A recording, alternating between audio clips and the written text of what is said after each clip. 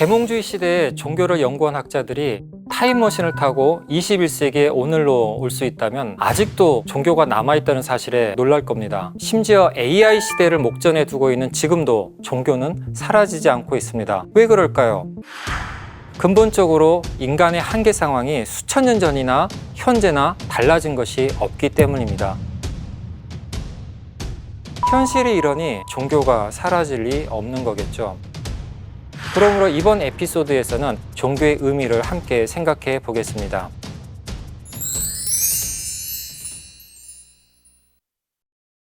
안녕하세요. 신학자 정경일입니다. 세계화를 특징으로 하는 현대에는 종교들의 관계도 달라지고 있습니다.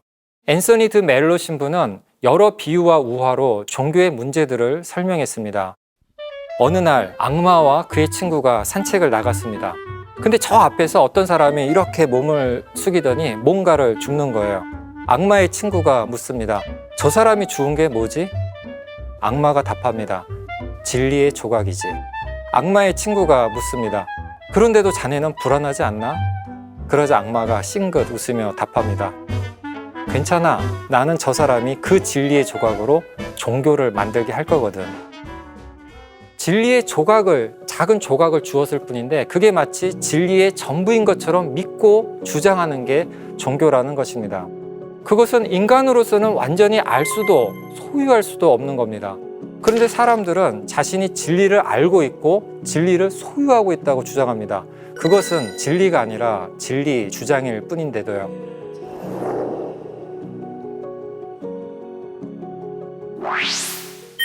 종교 간 갈등은 과거에도 있었지만 현대에 더 심각해진 이유는 근본주의의 발현 때문입니다.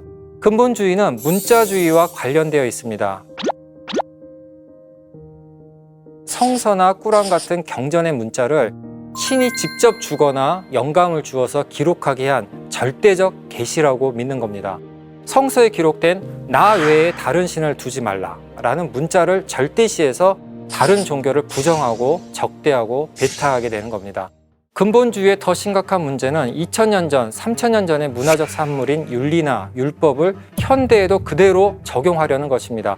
대표적인 것이 성소수자 혐오와 차별이죠. 성서에 동성애에 대해 비판적인 문자가 있다고 해서 그걸 역사적, 문화적 해석 없이 그대로 오늘의 삶에 적용하는 것입니다. 실제 경전에 어떤 문제적 내용이 있다 해도 그것을 당시 시대의 문화적 산물로 인정하고 오늘의 시대에 맞게 비판적으로 재해석하는 노력이 절실합니다.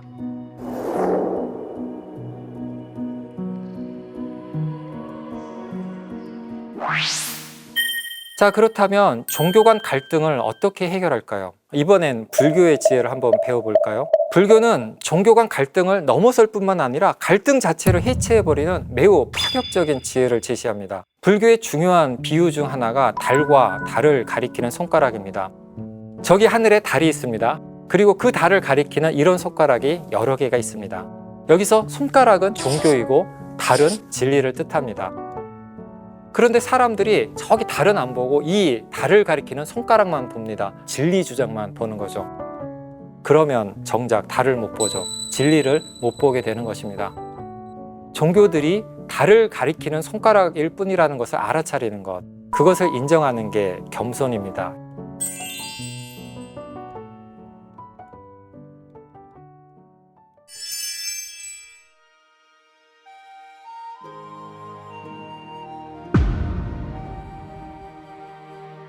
월인천강은 하나의 달이 1000개의 강물에 비춘다라는 뜻입니다. 각각의 다른 강에 같은 달이 비추고 있는 거죠.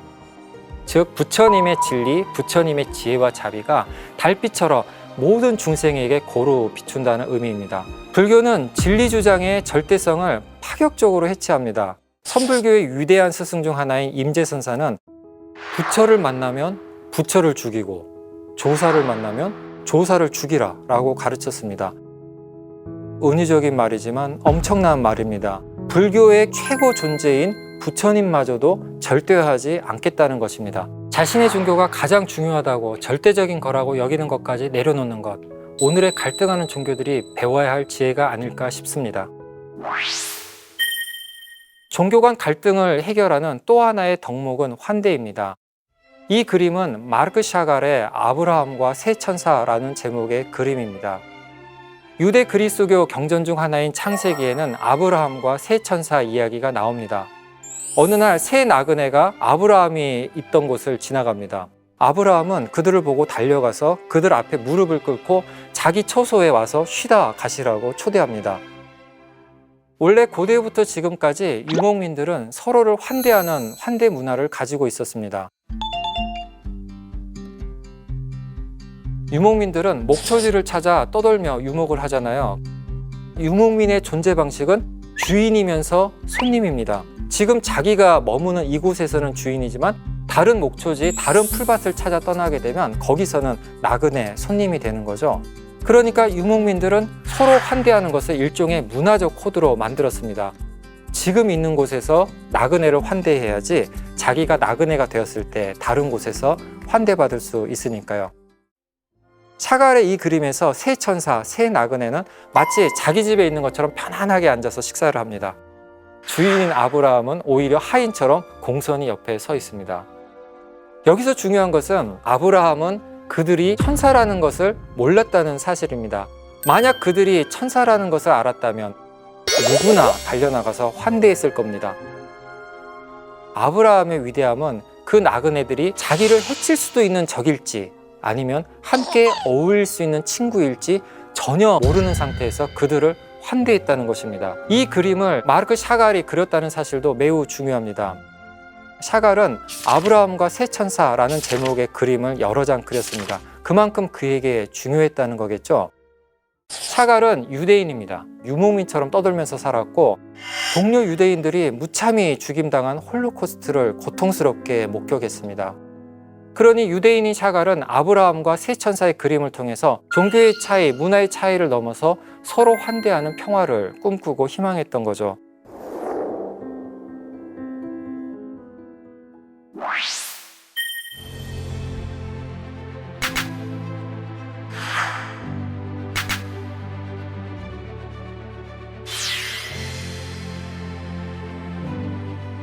실제로 산업혁명 후 현대사회에서 종교가 위축된 것은 사실입니다.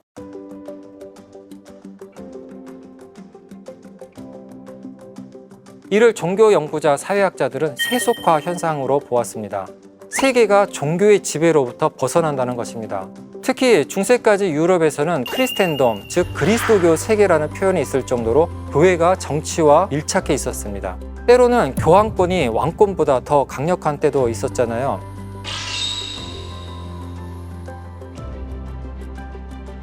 이렇게 종교가 사회, 정치 권력과 결탁하거나 지배하던 시대가 끝나고 신앙을 갖고 안 갖고가 이제는 개인의 선택이 된 것, 그것이 바로 세속화의 핵심입니다. 그런데 1960년대, 70년대에 세속화론을 전개한 학자들이 시간이 갈수록 세속화가 심화될 거라고 예측했던 게 틀렸다는 것을 발견하게 됩니다. 남미나 아프리카에서는 그리스도교와 이슬람이 오히려 급팽창했거든요. 그래서 세속화 태제를 주장했던 피터 버건은 일찌감치 1990년대에 탈세속화 이론을 제시했습니다. 과학기술 혁명 시대에도 여전히 종교는 지속된다는 것이었습니다.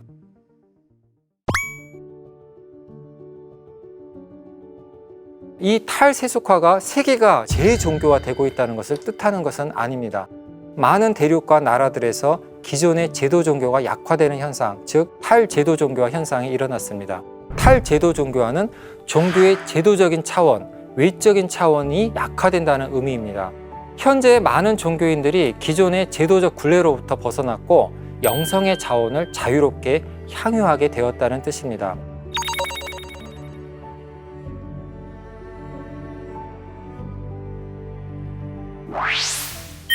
이렇게 현대인의 종교성은 과거와 달리 매우 탈경계적이고 탈제도적입니다. 그렇다면 이처럼 종교성의 탈경계성, 탈제도성이 나타난 이유는 도대체 뭘까요? 그것은 현대인의 정체성 형성 방식이 과거의 정체성 형성 방식과 달라졌기 때문입니다. 우리는 한 개인의 문화적인 정체성이 형성되는 것을 뿌리, 루트의 이미지로 생각하죠. 나의 가족, 나의 공동체, 그런 나의 뿌리의 영향을 받으면서 나의 정체성이 형성된다고 생각합니다.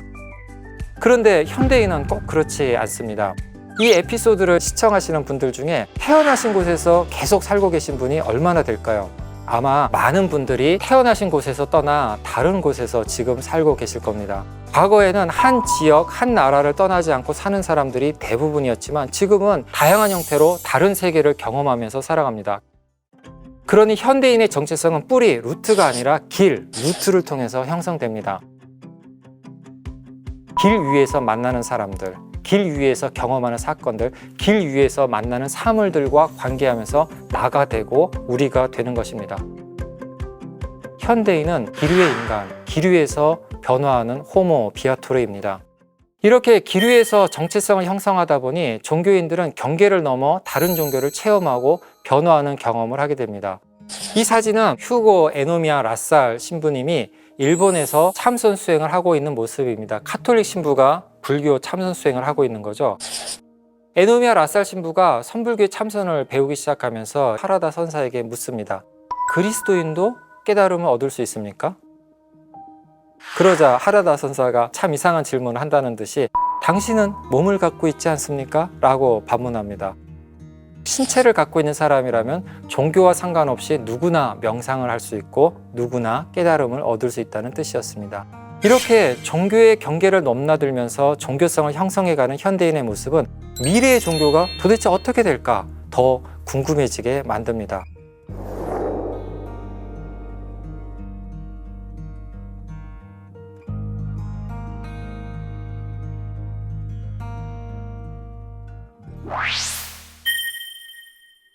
일본 교토의 코다지사의 AI 관세음보살 민다르입니다.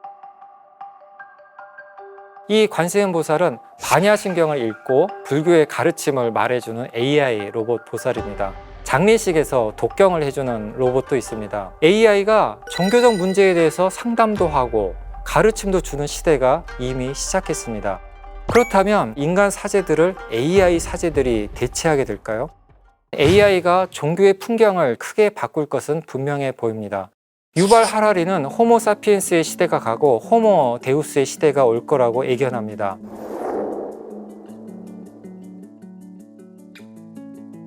앞으로는 인간이 지적 설계를 통해 스스로를 만들어 갈 거라는 것입니다. 그런데 서로를 미워하고 있는 인간이 지금의 인간의 형상을 따라서 지적 설계를 통해서 창조한다면 어떻게 될까요? 우리는 포스트 휴먼 AI가 지금의 인간보다 더 나은 존재, 선한 존재일 것인가? 아니면 디스토피아 영화들에서처럼 인간을 위협하는 존재가 될 것인가에 대한 불안과 기대를 동시에 갖고 있습니다. 분명한 것은 만약 지금 이대로의 모습, 오늘의 인간의 형상을 따라 AI를 만들어 간다면 AI는 우리처럼 전쟁 기계가 될 것이고 우리처럼 자본을 독점하며 타인을 해치는 탐욕 기계가 될 것입니다. 그러니 미래의 인간, 포스트 휴먼이 어떻게 될 것인가를 놓고 고민하기보다는 오늘의 우리가 어떻게 더 나은 인간, 더 선한 인간이 될 것인가를 고민하는 것이 더 중요한 시대인 것 같습니다. 인간의 미래, 종교의 미래는 미래에 결정되는 것이 아니라 오늘을 살아가고 있는 우리의 선택에 따라 결정될 것이니까요.